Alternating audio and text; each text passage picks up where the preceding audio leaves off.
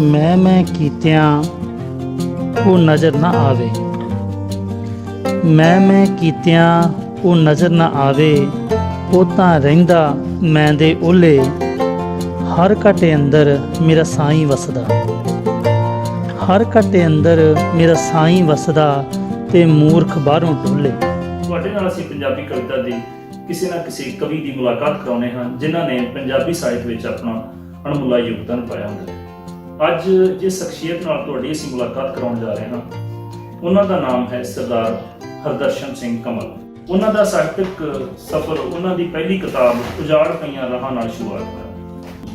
ਉਹਨਾਂ ਦੀ ਕਿਤਾਬ ਦੇ ਮੁੱਖ ਬੰਦ ਵਿੱਚ ਡਾਕਟਰ ਜੋਗਿੰਦਰ ਸਿੰਘ ਜੀ ਕੈਰੋਂ ਹੋਣਾ ਨੇ ਕਿਹਾ ਸੀਗਾ ਕਿ ਸਰਦਾਰ ਹਰਦਰਸ਼ਨ ਸਿੰਘ ਕਮਲ ਦੇ ਆਉਣ ਨਾਲ ਪੰਜਾਬੀ ਕਵਿਤਾ ਦੇ ਵਿੱਚ ਇੱਕ ਨਵਾਂ ਆਗਾਜ਼ ਸ਼ੁਰੂਆਤ ਹੋਏਗਾ। ਆਪਣੀ ਦੂਜੀ ਕਿਤਾਬ ਲੈ ਕੇ ਸਰੋਤਿਆਂ ਦੇ ਬਹੁਤ ਜਲਦੀ ਰੂਬਰੂ ਹੋ ਰਹੇ ਹਨ।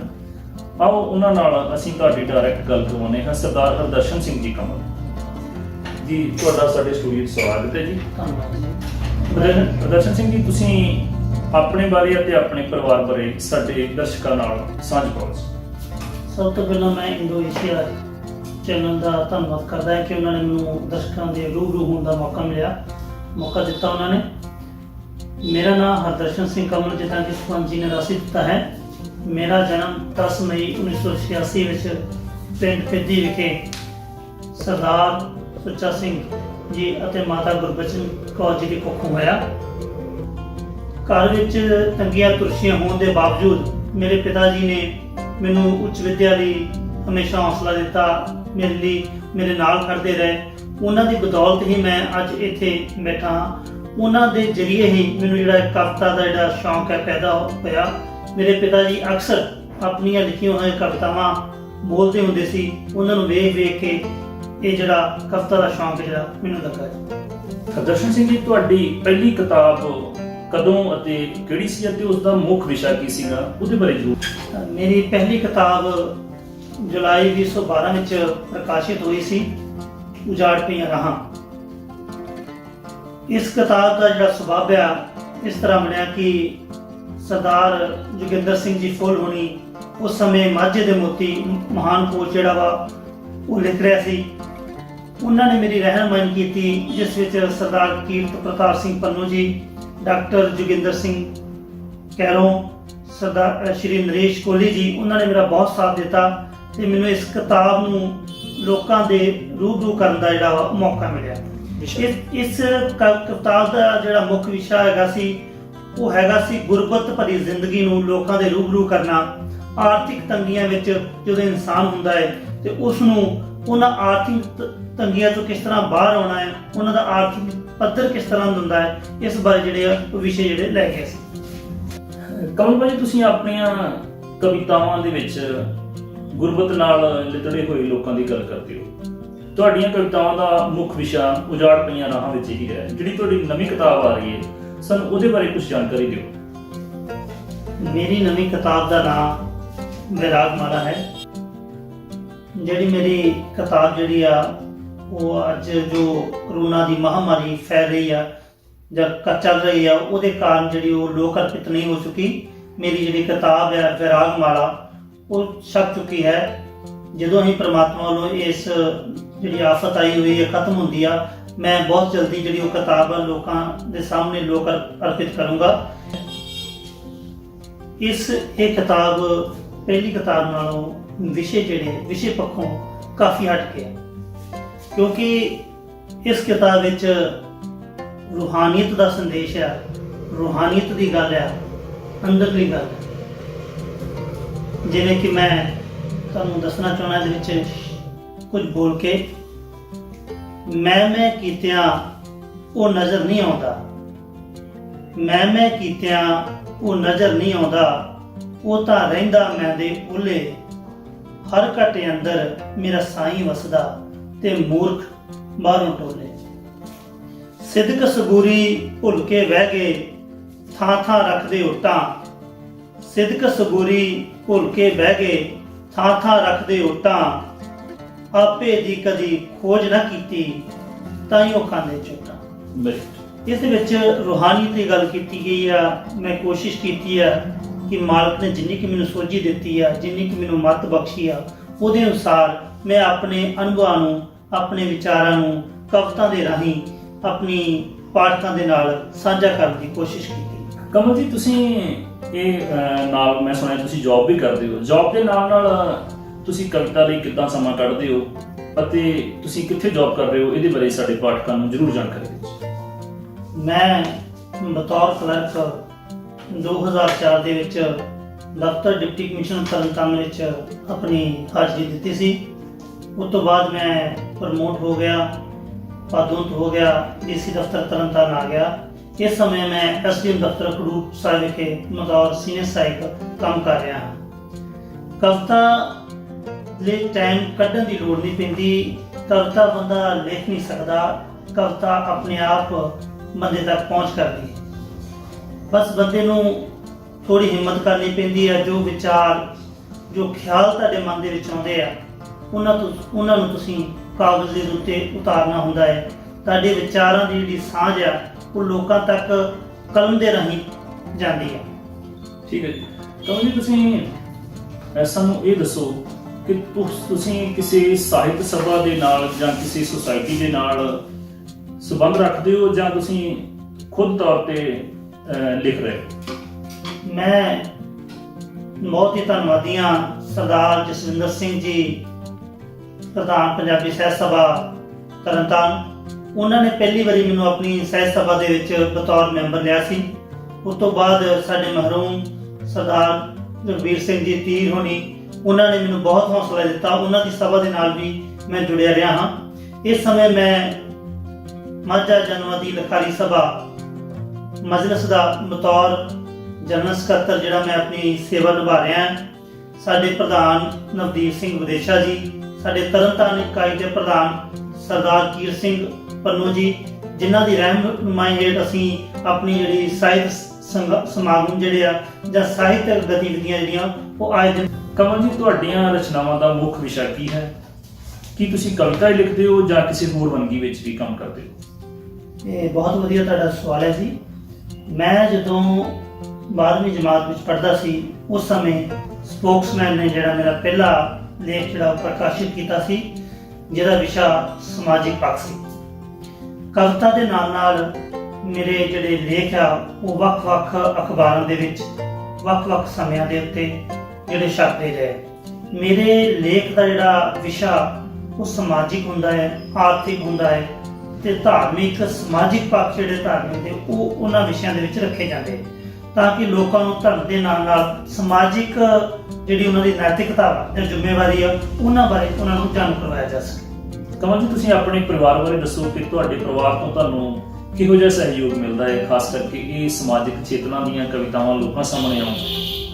ਮੈਂ ਪਹਿਲਾਂ ਵੀ ਇਹ ਬੇਨਤੀ ਕਰ ਚੁੱਕਾ ਕਿ ਕਵਿਤਾ ਨੂੰ ਮੇਰੇ ਅੰਦਰ ਉਜਾਗਰ ਕਰਨ ਵਿੱਚ ਮੇਰੇ ਪਿਤਾ ਸਰਦਾਰ ਸੁੱਚਾ ਸਿੰਘ ਜੀ ਦਾ ਬਹੁਤ ਹੱਥ ਹੈ, ਕਿਉਂਕਿ ਆਪਣੀਆਂ ਕਵਿਤਾਵਾਂ ਜਿਹੜੀਆਂ ਵਾ ਉਹ ਲਿਖ ਕੇ ਬੋਲਦੇ ਹੁੰਦੇ ਸੀ। ਉਹਨਾਂ ਤੋਂ ਹੀ ਮੈਨੂੰ ਇਹ ਚਟਕ ਜਿਹੜੀ ਲੱਗੀ ਆ। ਹੁਣ ਦੇ ਸਮੇਂ ਵਿੱਚ ਮੇਰੀ ਧਰਮ ਪਤਨੀ ਸ਼੍ਰੀਮਤੀ ਕਮਲਜੀਤ ਕੌਰ, ਜਿਨ੍ਹਾਂ ਦਾ ਕਰਕੇ ਮੈਂ ਹਰਦਰਸ਼ਨ ਸਿੰਘ ਤੋਂ ਹਰਦਰਸ਼ਨ ਸਿੰਘ ਕਮਲ ਹੋਇਆ, ਉਹਨਾਂ ਦਾ ਬਹੁਤ ਵੱਡਾ ਯੋਗਦਾਨ। ਮੇਰੀ ਪਹਿਲੀ ਪਾਠਕ ਮੇਰੀ ਪਤਨੀ ਹੀ ਹੁੰਦੀ ਹੈ। ਉਹ ਮੇਰੀਆਂ ਗਲਤੀਆਂ, ਮੇਰੇ ਕਵਿਤਾ ਦੇ ਵਿੱਚ ਜੋ ਗਲਤੀਆਂ, ਸ਼ਬਦ ਗਲਤੀਆਂ ਹੁੰਦੀਆਂ, ਉਹਨਾਂ ਦੀ ਸ਼ੋਧ ਕਰਦੀ ਹੈ। ਉਸ ਤੋਂ ਬਾਅਦ ਮਤਲਬ ਜਿਹੜੀ ਮੈਂ ਆਪਣੀ ਕਵਿਤਾ ਨੂੰ ਪਾਠਕਾਂ ਦੇ ਨਾਲ ਸਾਂਝਾ ਕਰਦਾ। ਇਸ ਵਿੱਚ ਮੇਰੀ ਧਰਮ ਪਤਨੀ ਦਾ ਬਹੁਤ ਵੱਡਾ ਯੋਗਦਾਨ ਹੈ ਮੇਰੇ ਇਸ ਖੇਤਰ ਦੇ ਵਿੱਚ। ਠੀਕ ਹੈ ਕਮਲ ਜੀ, ਤੁਸੀਂ ਜੋ ਆਪਣੇ ਸਾਹਿਤਕ ਸਰਗਰਮੀਆਂ ਨੇ ਇਹਨਾਂ ਦਾ ਦਾਇਰਾ ਮਾਝੇ ਦੀ ਧਰਤੀ ਤਰਨਤਾਰਨ ਤੱਕ, ਜਿੱਥੇ ਤੁਹਾਡੀ ਸੁਸਾਇਟੀ ਮਜਲਿਸ ਬਣੀ ਹੋਈ ਹੈ, ਇੱਥੋਂ ਤੱਕ ਰੱਖਦੇ ਹੋ ਜਾਂ ਤੁਸੀਂ ਪੰਜਾਬ ਤੋਂ ਬਾਹਰ ਜਾਂ ਵਿਦੇਸ਼ ਤੋਂ ਬਾਹਰ ਵੀ ਤੁਹਾਨੂੰ ਜਾਣ ਦਾ ਮੌਕਾ ਮਿਲਿਆ ਹੈ? ਸਪੰਸੀ, ਜਿੱਥੋਂ ਤੱਕ ਸਾਹਿਤਕ ਗਤੀਵਿਧੀਆਂ ਦਾ ਸੰਬੰਧ ਆ, ਸਾਹਿਤਕ ਪ੍ਰੋਗਰਾਮਾਂ ਦਾ ਸੰਬੰਧ ਆ, ਪੰਜਾਬ ਦੇ ਵਿੱਚ ਤੇ ਸਾਹਿਤਕ ਪ੍ਰੋਗਰਾਮ ਜਿਹੜਾ ਕਾਫੀ ਜ਼ਿਆਦਾ ਹੁੰਦੇ ਨੇ। ਲੋਕ ਇਸ ਗੱਲ ਦੀ ਖੁਸ਼ੀ ਵੀ ਮੈਨੂੰ ਮਹਿਸੂਸ ਹੁੰਦੀ ਹੈ ਕਿ ਲੋਕਾਂ ਦਾ ਜਿਹੜਾ ਰੁਝਾਨ ਹੈ ਪੰਜਾਬੀ ਸਾਹਿਤ ਪ੍ਰਤੀ ਦਿਨ ਬ ਦਿਨ ਜਿਹੜਾ ਉਹ ਵੱਧਦਾ ਜਾ ਰਿਹਾ। ਪੰਜਾਬ ਤੋਂ ਬਾਹਰ ਕਈ ਜਗ੍ਹਾ ਤੇ ਮੈਨੂੰ ਜਾਣ ਦਾ ਜਿਹੜਾ ਮੌਕਾ ਮਿਲਿਆ, ਜਿੱਥੇ ਮੈਂ ਲੋਕਾਂ ਦੇ ਨਾਲ ਵਿਚਰਿਆ, ਜਾ ਕੇ ਆਪਣੀ ਸ਼ਾਇਰੀ ਜਾਂ ਸਾਹਿਤਕ ਪ੍ਰੋਗਰਾਮ ਕੀਤੇ ਆ। ਸਿੰਗਾਪੁਰ ਦੇ ਵਿੱਚ ਮੇਰੇ ਸੱਜਣ ਸਰਦਾਰ ਹਰਜਿੰਦਰ ਸਿੰਘ ਜੀ ਹੈਗੇ ਆ, ਉਹਨਾਂ ਨੇ ਉਦਮ ਕੀਤਾ ਸੀ, ਉੱਥੇ ਇੱਕ ਪ੍ਰੋਗਰਾਮ ਕਰਾਇਆ ਸੀ, ਮੈਨੂੰ ਉੱਥੇ ਜਾਣ ਦਾ ਮੌਕਾ ਮਿਲਿਆ। ਉੱਥੋਂ ਦੇ ਜੋ ਗੁਰਦੁਆਰਾ ਸਾਹਿਬਾਨ ਹੈ ਜਾਂ ਉੱਥੋਂ ਦੀਆਂ ਸਮਾਜਿਕ ਜਿਹੜੀਆਂ ਚੀਜ਼ਾਂ ਹੈਗੀਆਂ, ਮੈਂ ਆਪਣੇ ਲੇਖ ਰਾਹੀਂ ਉਹਨਾਂ ਨੂੰ ਵੀ ਆਪਣੇ ਪਾਠਕਾਂ ਦੇ ਨਾਲ ਰੂਬਰੂ ਕਰਵਾਇਆ ਸੀ। ਇਸ ਤੋਂ ਇਲਾਵਾ ਮੈਨੂੰ ਦੁਬਈ ਦੇ ਵਿੱਚ ਵੀ ਜਾਣ ਦਾ ਮੌਕਾ ਮਿਲਿਆ। ਉੱਥੇ ਕਾਫੀ ਮੇਰੇ ਸੱਜਣ ਸਰਦਾਰ ਵੀਰਪਾਲ ਸਿੰਘ ਜੀ ਹੈਗੇ ਨੇ, ਸਰਦਾਰ ਸੁਖਵੰਤ ਸਿੰਘ ਜੀ ਹੈਗੇ ਨੇ ਉੱਥੇ। ਉਹਨਾਂ ਨੇ ਉੱਥੇ ਆਪਣਾ ਛੋਟੇ ਜਿਹੜੇ ਆ ਪ੍ਰੋਗਰਾਮ ਰੱਖੇ ਹੋਏ ਸੀ, ਉੱਥੇ ਮੈਨੂੰ ਸ਼ਿਰਕਤ ਕਰਨ ਦਾ ਮੌਕਾ ਮਿਲਿਆ। ਆਸਟ੍ਰੇਲੀਆ ਦੇ ਵਿੱਚ ਇਸ ਵੇਲੇ ਪੰਜਾਬੀ ਸਾਹਿਤ ਨੂੰ ਪਿਆਰ ਕਰਨ ਵਾਲਿਆਂ ਦੀ ਗਿਣਤੀ ਬਹੁਤ ਜ਼ਿਆਦਾ ਹੈ। ਉੱਥੇ ਅਮਨ ਧਾਲੀਵਾਲ ਜੀ ਹੈਗੇ ਨੇ, ਬਹੁਤ ਵਧੀਆ ਲੇਖਕ ਨੇ। ਇਸ ਤੋਂ ਇਲਾਵਾ ਹੋਰ ਵੀ ਕਈ ਸੱਜਣ ਹੈਗੇ ਨੇ ਉੱਥੇ, ਜਿਨ੍ਹਾਂ ਦੇ ਨਾਲ ਮੇਰਾ ਜਿਹੜਾ ਵਾਰਤਾਲਾਪ ਹੋਈ ਪੰਜਾਬੀ ਸਾਹਿਤ ਬਾਰੇ। ਅਸੀਂ ਉੱਥੇ ਛੋਟੇ ਜਿਹੜੇ ਪ੍ਰੋਗਰਾਮ ਕੀਤੇ। ਠੀਕ ਹੈ। ਕਮਲ ਜੀ, ਤੁਸੀਂ ਦੱਸੋ ਕਿ ਸਾਹਿਤਕ ਹਲਕਿਆਂ ਵਿੱਚ ਸਟੇਜਾਂ ਇੰਨੀਆਂ ਵਧੀਆ ਨਹੀਂ ਲੱਗ ਰਹੀਆਂ, ਜਿਹੜੀ ਕਿ ਰਿਐਲਿਟੀ ਹੈ। ਬਹੁਤ ਹੀ ਵਧੀਆ ਤੁਹਾਡਾ ਇਹ ਕੁਐਸਚਨ ਹੈਗਾ ਹੈ। ਦੇਖੋ, ਜੇ ਸਾਹਿਤ ਨਹੀਂ ਤੇ ਕੁਛ ਵੀ ਨਹੀਂ। ਜੇ ਅਸੀਂ ਆਪਣੇ ਆਪ ਨੂੰ ਜਾਂ ਆਪਣੇ ਆਉਣ ਵਾਲੀ ਪੀੜ੍ਹੀ ਨੂੰ ਸਾਹਿਤ ਤੋਂ ਜਾਣੂ ਨਾ ਕਰਵਾਇਆ ਜਾਂ ਸਾਹਿਤ ਨਾਲ ਨਾ ਜੋੜਿਆ ਤੇ ਸਾਡਾ ਵਜੂਦ ਇੱਕ ਤਰ੍ਹਾਂ ਨਾਲ ਖਤਮ ਹੋ ਜਾਵੇਗਾ। ਸਾਹਿਤ ਦੇ ਵਿੱਚ ਸਭ ਤੋਂ ਵੱਡੀ ਗੱਲ ਹੈ ਵੀ ਸਾਹਿਤ ਨੂੰ ਪ੍ਰਫੁੱਲਿਤ ਕਰਨ ਲਈ ਜਾਂ ਸਾਹਿਤ ਨੂੰ ਉੱਚਾ ਚੁੱਕਣ ਲਈ ਸਭ ਤੋਂ ਪਹਿਲਾਂ ਸਾਨੂੰ ਆਪਣੇ ਘਰ ਤੋਂ ਸ਼ੁਰੂਆਤ ਕਰਨੀ ਚਾਹੀਦੀ ਹੈ। ਤਰਨਤਾਰਨ ਵਾਸਤੇ ਸਭ ਤੋਂ ਵੱਡੀ ਤਰਾਸਦੀ ਹੈ ਵੀ ਅੰਮ੍ਰਿਤਸਰ ਦੇ ਵਿੱਚ ਜਦੋਂ ਅਸੀਂ ਆਪਣਾ ਦਾਖਲਾ ਸ਼ੁਰੂ ਕਰਦੇ ਹਾਂ ਤੇ ਸਾਨੂੰ ਉੱਥੇ ਨਾਟਸ਼ਾਲਾ, ਵਿਕਾਸ ਮੰਚ, ਵਿਰਸਾ ਵਿਹਾਰ ਤੇ ਹੋਰ ਵੀ ਕਈ ਥੀਏਟਰ ਜਿਹੜੇ ਆ ਵੇਖਣ ਨੂੰ ਮਿਲਦੇ ਆ, ਜਿੱਥੇ ਸਾਹਿਤ ਦਾ ਪ੍ਰਚਾਰ ਹੁੰਦਾ ਹੈ, ਸਾਹਿਤ ਦਾ ਵਿਕਾਸ ਹੁੰਦਾ ਹੈ। ਸਾਡੀਆਂ ਸਰਕਾਰਾਂ ਨੂੰ ਚਾਹੀਦਾ ਹੈ, ਸਾਡੇ ਸਾਹਿਤਕਾਰਾਂ ਨੂੰ ਚਾਹੀਦਾ ਕਿ ਤਰਨਤਾਰਨ ਦੇ ਵਿੱਚ ਵੀ ਕੋਈ ਵਿਰਸਾ ਵਿਹਾਰ ਵਰਗੀ, ਕੋਈ ਨਾਟਸ਼ਾਲਾ ਵਰਗੀ ਹਾਲ ਜਿਹੜੇ ਇੱਥੇ ਹੋਣੇ ਚਾਹੀਦੇ ਆ, ਤਾਂ ਕਿ ਅਸੀਂ ਆਉਣ ਵਾਲੀ ਪੀੜ੍ਹੀ ਨੂੰ ਆਪਣੇ ਸਾਹਿਤ ਦੇ ਨਾਲ ਜੋੜ ਸਕੀਏ, ਸਾਹਿਤ ਦਾ ਵਿਕਾਸ ਤੇ ਪ੍ਰਸਾਰ ਜਿਹੜਾ ਉਹ ਕਰ ਸਕੀਏ। ਠੀਕ ਹੈ ਕਮਲ ਜੀ, ਤੁਹਾਡਾ ਬਹੁਤ ਧੰਨਵਾਦ। ਅਸੀਂ ਚਾਹਾਂਗੇ ਕਿ ਤੁਸੀਂ ਸਾਡੇ ਪਾਠਕਾਂ ਨਾਲ, ਸਾਡੇ ਸਰੋਤਿਆਂ ਨਾਲ ਆਪਣੀਆਂ ਕੁਝ ਸਤਰਾਂ ਸਾਂਝੀਆਂ ਕਰੋ, ਤਾਂ ਕਿ ਤੁਹਾਡੀ ਕਵਿਤਾ ਨੂੰ ਅਸੀਂ ਲੋਕਾਂ ਤੱਕ ਪਹੁੰਚਾ ਸਕੀਏ। ਨਾਲ ਇਸ ਮਾਧਿਅਮ ਰਾਹੀਂ ਅਸੀਂ ਸਮਾਜ ਵਿੱਚ ਵਸਦੇ ਹਰ ਵਿਅਕਤੀ ਦਾ, ਹਰ ਲੇਖਕ ਦਾ, ਹਰ ਕਵੀ ਦਾ ਜੀ ਆਇਆਂ ਨੂੰ ਆਖਦੇ ਹਾਂ। ਜੇਕਰ ਤੁਹਾਡੇ ਕੋਲ ਲੋਕਾਂ ਨੂੰ ਦੱਸਣ ਵਾਸਤੇ, ਪਬਲਿਕ ਨੂੰ ਦੱਸਣ ਵਾਸਤੇ ਕੋਈ ਵਧੀਆ ਚੀਜ਼ ਹੈ, ਤਾਂ ਉਹ ਸਾਡੇ ਨਾਲ ਸਾਡੇ ਹੇਠਾਂ ਚੱਲ ਰਹੇ ਨੰਬਰਾਂ ਤੇ ਸੰਪਰਕ ਕਰ ਸਕਦੇ ਹਨ। ਇਹ ਸੇਵਾ, ਸਾਹਿਤ ਦੀ ਸੇਵਾ, ਬਿਲਕੁਲ ਇਸ ਚੈਨਲ ਵੱਲੋਂ ਫ੍ਰੀ 'ਚ ਕੀਤੀ ਜਾਂਦੀ ਹੈ। ਹੁਣ ਅਸੀਂ ਬੇਨਤੀ ਕਰਦੇ ਹਾਂ ਕਮਲ ਜੀ ਨੂੰ ਕਿ ਉਹ ਆਪਣੀਆਂ ਕੁਝ ਕਵਿਤਾਵਾਂ ਤੁਹਾਡੇ ਨਾਲ ਸਾਂਝੀਆਂ ਕਰਨ। ਧੰਨਵਾਦ ਜੀ। ਮੈਂ ਤੁਹਾਡੇ ਸਾਹਮਣੇ ਦੋ ਸ਼ੇਰ ਰੱਖੂੰਗਾ ਛੋਟੇ। ਲੱਖਾਂ ਹੀ ਔਕੜਾਂ ਨੇ ਰਾਹਾਂ ਚੋਂ, ਲੱਖਾਂ ਹੀ ਔਕੜਾਂ ਨੇ ਰਾਹਾਂ ਚੋਂ, ਕੀਕਣ ਮੁਕਾਵਾਂ ਇਹ ਵਾਟਵੇ, ਹਨੇਰਿਆਂ 'ਚ ਛੱਡ ਕੇ ਤੁਰ ਗਿਓ, ਹਿਜ਼ਰਾਂ ਦੀ ਪਾ ਕੇ ਕੋਈ ਬਾਤ ਵੇ। ਭੀੜ 'ਚ ਵੀ ਹੁਣ ਕੱਲੇ ਹੀ ਹਾਂ, ਭੀੜ 'ਚ ਵੀ ਹੁਣ ਕੱਲੇ ਹੀ ਹਾਂ, ਪੂਰੀ ਨਾ ਹੁੰਦੀ ਤੇਰੀ ਘਾਟ ਵੇ। ਉੱਡਣਾ ਸਿਖਾ ਪਹਿਲਾਂ ਅੰਬਰਾਂ ਤੇ, ਉੱਡਣਾ ਸਿਖਾ ਪਹਿਲਾਂ ਅੰਬਰਾਂ ਤੇ, ਉੱਡਣਾ ਸਿਖਾ ਪਹਿਲਾਂ ਅੰਬਰਾਂ ਤੇ, ਖੰਭਾਂ ਤੇ ਫਿਰ ਲਾਗਿਓ ਕਾਟਵੇ, ਲੱਖਾਂ ਹੀ ਔਕੜਾਂ ਨੇ ਰਾਹਾਂ 'ਚ, ਕੀਕਣ ਮੁਕਾਵਾਂ ਇਹ ਵਾਟਵੇ। ਮੇਰੀ ਨਵੀਂ ਕਿਤਾਬ ਵਿੱਚੋਂ ਇੱਕ ਕਵਿਤਾ ਜੋ ਮੇਰੀ ਧੀ ਵਾਸਤੇ ਆ, ਮੈਂ ਆਪ ਜੀ ਨਾਲ ਸਾਂਝੀ ਕਰ ਰਿਹਾ। ਤੇਰੀਆਂ ਸਦਰਾਂ ਨੂੰ, ਤੇਰੇ ਚਾਵਾਂ ਨੂੰ ਖਿੜਨ ਤੋਂ ਪਹਿਲਾਂ ਹੀ, ਤੇਰੀਆਂ ਸਦਰਾਂ ਨੂੰ, ਤੇਰੇ ਚਾਵਾਂ ਨੂੰ ਖਿੜਨ ਤੋਂ ਪਹਿਲਾਂ ਹੀ, ਦਫਨਾਉਣ ਵਿੱਚ ਨੰਨੂ ਜ਼ਿੰਮੇਵਾਰ ਤਾਂ ਮੈਂ ਵੀ ਹਾਂ। ਕਾਸ਼ ਮੈਂ ਤੈਨੂੰ ਆਪਣੇ ਕਲਾਵੇ ਵਿੱਚ ਲੈ ਲਿਆ ਹੁੰਦਾ, ਕਾਸ਼ ਮੈਂ ਤੈਨੂੰ ਆਪਣੇ ਕਲਾਵੇ ਵਿੱਚ ਲੈ ਲਿਆ ਹੁੰਦਾ, ਤੇਰੀ ਅੰਦਰਲੀ ਪੀੜ ਨੂੰ ਜਾਣ ਲਿਆ ਹੁੰਦਾ, ਤੈਨੂੰ ਭਰ ਜਵਾਨੀ ਮੜੀਆਂ ਦੇ ਰਾਹ ਤੋੜਨ ਵਿੱਚ, ਤੈਨੂੰ ਭਰ ਜਵਾਨੀ ਮੜੀਆਂ ਦੇ ਰਾਹ ਤੋੜਨ ਵਿੱਚ ਨੰਨੂ ਜ਼ਿੰਮੇਵਾਰ ਤਾਂ ਮੈਂ ਵੀ ਹਾਂ। ਪਰ ਧੀਏ ਮੇਰੀਏ, ਪਰ ਧੀਏ ਮੇਰੀਏ, ਮੈਂ ਤੈਨੂੰ ਕੋਸ਼ਿਸ਼ ਕੀਤੀ, ਪਰ ਧੀਏ ਮੇਰੀਏ ਮੈਂ ਕੋਸ਼ਿਸ਼ ਕੀਤੀ ਤੈਨੂੰ ਬਚਾਉਣ ਦੀ, ਮੁੜ ਘਰ ਆਪਣੇ ਤੈਨੂੰ ਲਿਆਉਣ ਦੀ। ਮੇਰੀ ਨਵੀਂ ਆ ਰਹੀ ਕਿਤਾਬ ਫਿਰਾਕ ਮਾਲਾ ਵਿੱਚੋਂ ਕਵਿਤਾ ਮਾਪਦੰਡ ਦੇ ਕੁਝ ਸ਼ੇਰ ਤੁਹਾਡੇ ਨਾਲ ਸਾਂਝੀ ਕਰ ਰਿਹਾ। ਖਿਆਲ ਜਾਂ ਫਿਕਰ ਤੱਕੜੀ ਵਿੱਚ ਤੋਲਣ ਨਾਲ ਹੀ ਬਿਆਨ ਨਹੀਂ ਹੁੰਦਾ ਕਮਲ। ਖਿਆਲ ਜਾਂ ਫਿਕਰ ਤੱਕੜੀ ਵਿੱਚ ਤੋਲਣ ਨਾਲ ਹੀ ਬਿਆਨ ਨਹੀਂ ਹੁੰਦਾ ਕਮਲ। ਕਦੇ ਮਹਿਸੂਸ ਤਾਂ ਕਰਕੇ ਵੇਖੀ, ਤੇਰੇ ਸਾਹਾਂ ਵਿੱਚ ਵੀ ਮੇਰੀ ਹੀ ਸੁਗੰਧ ਹੋਵੇਗੀ, ਸੱਚੀ ਮੇਰੀ ਹੀ ਸੁਗੰਧ। ਵਾਹ। ਸਿੱਕਿਆਂ ਦੀ ਦੌੜ ਵਿੱਚ ਕੁਝ ਕੁ ਉਲਝਣ ਜ਼ਰੂਰ ਹੈ ਮਨ ਵਿੱਚ। ਸਿੱਕਿਆਂ ਦੀ ਦੌੜ ਵਿੱਚ ਕੁਝ ਕੁ ਉਲਝਣ ਜ਼ਰੂਰ ਹੈ ਮਨ ਵਿੱਚ, ਪਰ ਤੇਰਾ ਪਿਆਰ ਤੇ ਤੇਰੀ ਤਪੱਸਿਆ, ਪਰ ਤੇਰਾ ਪਿਆਰ ਤੇ ਤੇਰੀ ਤਪੱਸਿਆ ਇਹਨਾਂ ਸਿੱਕਿਆਂ ਤੋਂ ਬਹੁਤ ਉੱਚੇ ਨੇ ਕਮਲ, ਸੱਚੀ ਬਹੁਤ ਉੱਚੇ। ਮੇਰੇ ਸਮਕਾਲੀ ਜਿਹੜੇ ਲੇਖਕ ਭਰਾ ਨੇ, ਉਹਨਾਂ ਵਿੱਚ ਮਦੇਸ਼ਾ ਜੀ ਜੋ ਕਿ ਸਾਡੇ ਮਾਝਾ ਜਨਮਤੀ ਲਿਖਾਰੀ ਸਭਾ ਦੇ ਪ੍ਰਧਾਨ ਵੀ ਹੈ, ਉਹਨਾਂ ਦੀ ਇੱਕ ਰਚਨਾ ਤੁਹਾਡੇ ਨਾਲ ਸਾਂਝੀ ਕਰ ਰਹੇ ਹਾਂ। ਇੱਕ ਸ਼ੇਰ ਕੁਝ, ਕਿੱਥੇ ਨੇ ਹੁਣ ਸੁਪਰ ਹੀਰੋ, ਹੁਣ ਕਿਉਂ ਹੋਏ ਬੈਠੇ ਜ਼ੀਰੋ, ਹੁਣ ਕਿਉਂ ਉਹ ਕੋਈ ਗੱਲ ਨਹੀਂ ਕਰਦੇ, ਇਸ ਮਸਲੇ ਦਾ ਹੱਲ ਨਹੀਂ ਕਰਦੇ। ਕੀ ਬਾਤ ਹੈ। ਮਦੇਸ਼ਾ ਜੀ ਬਹੁਤ ਵਧੀਆ ਲਿਖਦੇ ਨੇ।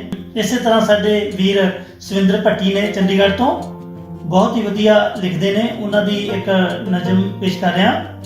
ਕਈਆਂ ਦੇ ਘਰ ਜਸ਼ਨ ਬਥੇਰੇ, ਕਈਆਂ ਦੇ ਘਰ ਸੋਗ ਬੜੇ ਨੇ, ਤੰਦਰੁਸਤ ਕੋਈ ਵਿਰਲਾ ਟਾਵਾਂ, ਘਰ ਘਰ ਦੇ ਵਿੱਚ ਰੋਗ ਬੜੇ ਨੇ। ਵਾਹ ਜੀ ਵਾਹ। ਇਸੇ ਤਰ੍ਹਾਂ ਸਾਡੇ ਬਹੁਤ ਹੀ ਸਰਗਰਮ ਲੇਖਕ ਰਿੱਕੀ ਬਾਬਾ ਬਕਾਲਾ, ਉਹਨਾਂ ਦੀ ਇੱਕ ਰਚਨਾ ਵਾ, ਕਿੰਨਾ ਕੁ ਚਿਰ ਡਰਾਉਣਗੇ ਇਹ ਹਨੇਰੇ ਮੈਨੂੰ। ਕੀ ਬਾਤ। ਕਿੰਨਾ ਕੁ ਚਿਰ ਡਰਾਉਣਗੇ ਇਹ ਹਨੇਰੇ ਮੈਨੂੰ, ਕਦੇ ਤਾਂ ਗੱਲ ਲਾਉਣਗੇ ਇਹ ਹਨੇਰੇ ਮੈਨੂੰ।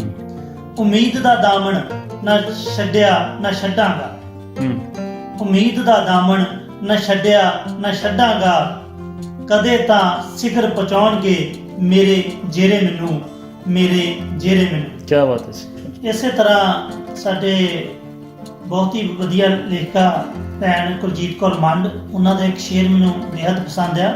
ਜੇ ਸੱਚਮੁੱਚ ਮੁਸੱਵਰ ਹੈ ਤਾਂ ਕੈਨਵਸ ਤੇ ਮੇਰੇ ਦਰਦ ਵੀ ਉਤਾਰੇ। ਕੀ ਬਾਤ। ਜੇ ਸੱਚਮੁੱਚ ਮੁਸੱਵਰ ਹੈ ਤਾਂ ਕੈਨਵਸ ਤੇ ਮੇਰੇ ਦਰਦ ਵੀ ਉਤਾਰੀ, ਮਹਿਜ ਨਕਸ਼ਾਂ ਦਾ ਤਰਜਮਾ ਹੀ ਤਸਵੀਰ ਨਹੀਂ ਹੁੰਦਾ। ਕੀ ਬਾਤ। ਇਸੇ ਤਰ੍ਹਾਂ ਸਾਡੇ ਨੌਜਵਾਨ ਲੇਖਕ ਗੁਰਮੀਨ ਜੀ ਨੇ, ਉਹਨਾਂ ਨੇ ਕੱਲ ਫੌਜੀ ਵੀਰਾਂ ਨਾਲ ਵਾਪਰੇ ਹਾਦਸੇ ਤੇ ਕੁਝ ਸ਼ਬਦ ਲਿਖੇ ਆ, ਮੈਂ ਸਾਂਝੇ ਕਰਨ ਜਾ ਰਿਹਾ। ਇਹ ਜੰਗ ਨਾ ਮੇਰੀ ਏ ਨਾ ਤੇਰੀ ਏ, ਇਹ ਜੰਗ ਨਾ ਤੇਰੀ ਏ ਨਾ ਮੇਰੀ ਏ, ਇਹ ਸਭ ਸਿਆਸਤਦਾਨਾਂ ਦੀ ਹੇਰਾ ਫੇਰੀ ਏ, ਇਹ ਜੰਗ ਨਾ ਤੇਰੀ ਏ ਨਾ ਮੇਰੀ। ਬਹੁਤ ਖੂਬ। ਪ੍ਰੋਗਰਾਮ ਦੇ ਆਖਿਰ ਵਿੱਚ ਮੈਂ ਇੱਕ ਆਪਣੀ ਨਜ਼ਮ ਦਾ ਸ਼ੇਰ ਆਪ ਜੀ ਨਾਲ ਸਾਂਝਾ ਕਰ ਰਿਹਾ। ਰੇਤ ਦੇ ਕਿਣਕੇ ਤੋਂ ਖੰਡ ਬ੍ਰਹਿਮੰਡ ਤੱਕ, ਰੇਤ ਦੇ ਕਿਣਕੇ ਤੋਂ ਖੰਡ ਬ੍ਰਹਿਮੰਡ ਤੱਕ ਤੇਰਾ ਹੀ ਪਸਾਰਾ ਏ, ਰੱਖ ਦਿਓ ਨਾਮ ਦੀ ਕੋਈ ਚਿਣਗੇ ਅੰਦਰ, ਰੱਖ ਦਿਓ ਨਾਮ ਦੀ ਕੋਈ ਚਿਣਗੇ ਅੰਦਰ, ਤਰੇ ਕਮਲ ਵਿਚਾਰਾ, ਤਰੇ ਕਮਲ ਵਿਚਾਰਾ। ਅੱਜ ਗੱਲ ਕਰਨ ਜਾ ਰਹੇ ਹਾਂ ਹਰਦਰਸ਼ਨ ਸਿੰਘ ਕਮਲਵੀਰ ਬਾਰੇ। ਹਰਦਰਸ਼ਨ ਸਿੰਘ ਕਮਲਵੀਰ ਬਾਰੇ ਬਸ ਇੰਨਾ ਹੀ ਕਹਿਣਾ ਚਾਹਾਂਗਾ ਕਿ ਫਕੀਰੀ ਹੈ ਉਹਦੀਆਂ ਲਿਖਤਾਂ ਵਿੱਚ, ਉਹ ਗੱਲ ਕਰਦਾ ਹੈ ਫਕਰਾਂ ਦੀ। ਫਕੀਰੀ ਹੈ ਉਹਦੀਆਂ ਲਿਖਤਾਂ ਵਿੱਚ, ਉਹ ਗੱਲ ਕਰਦਾ ਹੈ ਫਕਰਾਂ ਦੀ। ਕਾਫੀਏ ਰਦੀਫ ਦਾ ਗਿਆਨ ਹੈ ਉਸਨੂੰ ਤੇ ਨਾਲੇ ਪਹਿਚਾਨ ਹੈ ਸਾਰੇ ਅੱਖਰਾਂ ਦੀ। ਕਾਫੀਏ ਰਦੀਫ ਦਾ ਗਿਆਨ ਹੈ ਉਸਨੂੰ ਤੇ ਨਾਲੇ ਪਹਿਚਾਨ ਹੈ ਸਾਰੇ ਅੱਖਰਾਂ ਦੀ। ਕਮਲਵੀਰ ਦੀ ਕਲਮ ਹੇਠ ਜਿਹੜਾ ਵੀ ਕਲਾਮ ਆ ਜਾਂਦਾ ਹੈ ਉਹ ਮਹਾਨ ਹੋ ਜਾਂਦਾ ਹੈ। ਔਰ ਹਯਾ ਤੇ ਦਇਆ ਇਹਦੇ 'ਚ ਉੱਠ ਕੇ ਭਰੀ ਹੈ। ਬਹੁਤ ਸੋਹਣੀ ਕਲਮ। ਇਹ ਇਕੱਲੀ ਕਵਿਤਾ ਹੀ ਨਹੀਂ ਲਿਖਦਾ, ਇਹਦੀ ਵਾਰਤਕ ਵੀ ਬਹੁਤ ਜ਼ਬਰਦਸਤ ਆ ਤੇ ਅਸੀਂ ਕਿੰਨੇ ਕੁ ਤਾਰੀਫਾਂ ਕਰ ਸਕਦੇ ਹਾਂ। ਸਰਕਾਰੀ ਡਿਊਟੀ 'ਚ ਹੁੰਦਿਆਂ ਵੀ ਇਹ ਆਪਣੀ ਇੰਨੀਆਂ ਜ਼ਿੰਮੇਵਾਰੀਆਂ ਤੋਂ ਬਾਵਜੂਦ ਵੀ ਇਹ ਲਿਖਦਾ ਤੇ ਸਾਰੇ ਦੋਸਤਾਂ ਨਾਲ ਵੀ ਆਪਣਾ ਤਾਲਮੇਲ ਰੱਖਦਾ। ਜਦੋਂ ਵੀ ਕੋਈ ਸਾਡਾ ਕੋਈ ਸਲਾਨਾ ਜਾਂ ਕੋਈ ਫੰਕਸ਼ਨ ਹੋਵੇ, ਇਹਦੀ ਜੋ ਜ਼ਿੰਮੇਵਾਰੀ ਲਾਈਏ ਇਹ ਦਰਸ਼ਨ ਬੜੀ ਤਨਦੇਹੀ ਨਾਲ ਨਿਭਾਉਂਦਾ। ਸਾਨੂੰ ਦਰਸ਼ਨ ਦੇ ਬਹੁਤ ਮਾਣ। ਇਹ ਸਾਡਾ ਦੋਸਤ ਆ ਜਾਂ ਅਸੀਂ ਇਹਦੇ ਦੋਸਤ ਆ, ਸਾਨੂੰ ਇਸ ਗੱਲ ਦੀ ਬੜੀ ਖੁਸ਼ੀ ਹੈ। ਇਹਦੀ ਇੱਕ ਕਿਤਾਬ ਕਹਾਣੀਆਂ ਦੀ ਕਵਿਤਾਵਾਂ ਦੀ 1000 ਰੁਪਈਆ ਰਾਹ ਪਹਿਲਾਂ ਆ ਚੁੱਕੀ ਹੈ ਤੇ ਹੁਣ ਇਹ ਦੂਸਰੀ किताब भी जल्दी मेरे हाल पब्लिश करवाऊंगा ये। बहुत ही प्यारा शायर, बहुत ही दिल की गहराई चो लिखने वाला। परमात्मा इस तरह ही ये उपर अपनी कलमनवाजी बनाई रखे और परिवार च आपदे परिवार च साहित्य परिवार च आपदे आले दुआले जिथे भी ये फुल खिड़िया वा इन्हें आपकी महक। ਕਮਲ ਜੀ, ਤੁਹਾਡਾ ਬਹੁਤ ਧੰਨਵਾਦ ਕਿ ਤੁਸੀਂ ਸਾਡੇ ਦਰਸ਼ਕਾਂ ਨੂੰ, ਸਾਡੇ ਪਾਠਕਾਂ ਨੂੰ ਆਪਣੀ ਕਵਿਤਾ ਤੋਂ ਜਾਣੂ ਕਰਾਇਆ। ਆਸ ਕਰਦੇ ਹਾਂ ਕਿ ਤੁਹਾਨੂੰ ਇਹ ਪ੍ਰੋਗਰਾਮ ਬਹੁਤ ਪਸੰਦ ਆਇਆ ਹੋਵੇਗਾ। ਨਾਲ ਦੀ ਨਾਲ ਅਸੀਂ ਕਮਲ ਜੀ ਤੁਹਾਡੇ ਕੋਲੋਂ ਇਹ ਪੁੱਛਣਾ ਚਾਹਾਂਗੇ ਕਿ ਤੁਸੀਂ ਆਪਣੇ ਪਾਠਕਾਂ ਨੂੰ, ਸਰੋਤਿਆਂ ਨੂੰ ਕੋਈ ਸੁਨੇਹਾ, ਕੋਈ ਸੰਦੇਸ਼ ਦੇਣਾ ਚਾਹੋਗੇ? ਸਭ ਤੋਂ ਪਹਿਲਾਂ ਤਾਂ ਮੈਂ ਇੰਡੋ ਏਸ਼ੀਆ ਜਿਹੜਾ ਚੈਨਲ ਦਾ ਬਹੁਤ ਧੰਨਵਾਦ ਆ ਕਿ ਉਹਨਾਂ ਨੇ ਮੈਨੂੰ ਪਾਠਕਾਂ ਦੇ ਜਿਹੜਾ ਰੂਬਰੂ ਕੀਤਾ। ਬਾਕੀ ਮੇਰੀ ਇੰਨੀ ਮੱਤ ਜਾਂ ਬੁੱਧ ਨਹੀਂ ਕਿ ਮੈਂ ਪਾਠਕਾਂ ਨੂੰ ਕੋਈ ਸੰਦੇਸ਼ ਦੇ ਸਕਾਂ। ਫਿਰ ਵੀ ਮੈਂ ਇੱਥੇ ਇੱਕ ਬੇਨਤੀ ਕਰਨਾ ਜ਼ਰੂਰੀ ਸਮਝਦਾ, ਆਪਣਾ ਫਰਜ਼ ਸਮਝਦਾ ਕਿ ਸਾਨੂੰ ਚਾਹੀਦਾ ਹੈ ਕਿ ਅਸੀਂ ਆਪਣੇ ਘਰਾਂ ਦੇ ਵਿੱਚ ਲਾਇਬ੍ਰੇਰੀਆਂ ਦਾ ਨਿਰਮਾਣ ਜ਼ਰੂਰ ਕਰੀਏ। ਹਰ ਰੋਜ਼ ਖੁਦ ਪੜ੍ਹਨਾ ਸ਼ੁਰੂ ਕਰੀਏ ਤਾਂ ਜੋ ਸਾਨੂੰ ਵੇਖ ਕੇ ਸਾਡੇ ਬੱਚੇ ਜਿਹੜੇ ਆ ਉਹ ਪੜ੍ਹਨਾ ਸ਼ੁਰੂ ਕਰ ਦੇਣ। ਜੇਕਰ ਅਸੀਂ ਲਾਇਬ੍ਰੇਰੀਆਂ ਦਾ ਨਿਰਮਾਣ ਕਰਾਂਗੇ, ਸਾਹਿਤ ਗਤੀਵਿਧੀਆਂ ਦੇ ਵਿੱਚ ਵਾਧਾ ਕਰਾਂਗੇ ਤੇ ਅਸੀਂ ਆਉਣ ਵਾਲੇ ਸਮੇਂ ਦੇ ਵਿੱਚ ਆਪਣੀ ਆਉਣ ਵਾਲੀ ਪੀੜ੍ਹੀ ਨੂੰ ਜਿਹੜਾ ਇੱਕ ਤੋਹਫੇ ਦੇ ਤੌਰ ਤੇ ਸਾਹਿਤ ਨਾਲ ਜੋੜਨ ਦਾ ਜਿਹੜਾ ਉਹ ਕੰਮ ਕਰਾਂਗੇ। ਮੈਂ ਇੱਕ ਵਾਰ ਫੇਰ ਧੰਨਵਾਦ ਕਰਦਾ ਤੇ ਸਾਰਿਆਂ ਨੂੰ ਬੇਨਤੀ ਕਰਦਾ ਕਿ ਸਾਹਿਤ ਦੇ ਨਾਲ ਪਿਆਰ ਕਰੋ, ਵੱਧ ਤੋਂ ਵੱਧ ਆਪਣੇ ਸਾਹਿਤ ਨੂੰ ਪੜ੍ਹਨ ਦੀ ਕੋਸ਼ਿਸ਼ ਕਰੋ। ਸਾਰਿਆਂ ਦਾ ਧੰਨਵਾਦ।